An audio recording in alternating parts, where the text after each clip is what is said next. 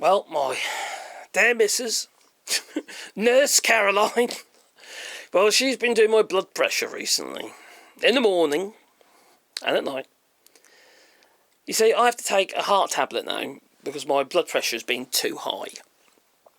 About 160 to 170-ish on average at night times.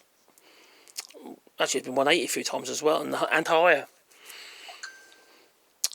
But since I've been taking the tablets, it's still around 150 to 160 at night, but in the morning, I'm getting, my blood pressure's come down quite a bit, you know, from around 130 to, it was 128 this morning actually. I can't remember what it was over, but, you know, heart rate was okay as well, to around 140 in the mornings. You know, you have been asleep all night, obviously. But it has improved, because my mornings were about the same as my nighttime blood pressure before I started taking this little tiny tablet. I can't remember what it's called, but it's a heart tablet. I think it's probably like very, very much like the old Vetmedin they use, you know, that we have for our dogs. Just the same sort of stuff. It sort of opens up the valves and stuff, you know, it just makes it easy for the blood to flow.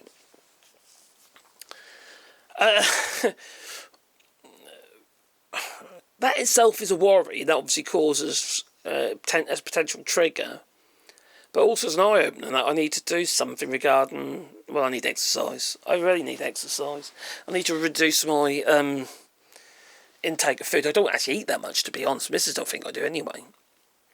It's clearly too much because I put on too much weight. I'm about 102 kilos at the moment, which is way too much. For my height, I'm only 5'7", you see. So yes, I am obese. So I do need to do something about it.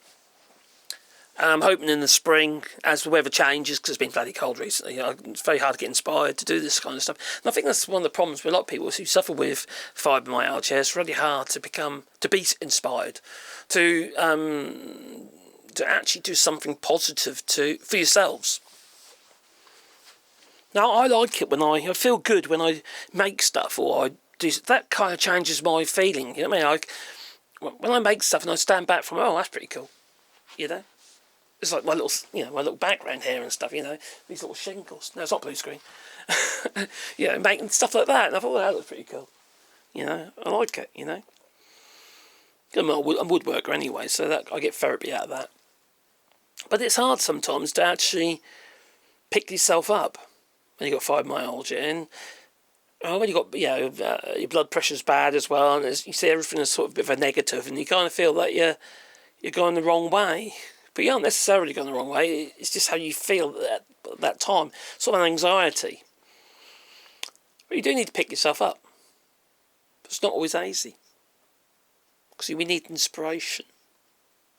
Now, you can get inspiration from all sorts of ways, can't you? You know, maybe you like to read, you can get inspiration from that.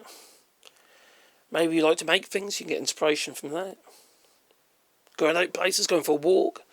Well, that's exercise and inspiration. I have to admit, I do enjoy going for walks in the woods and in nature.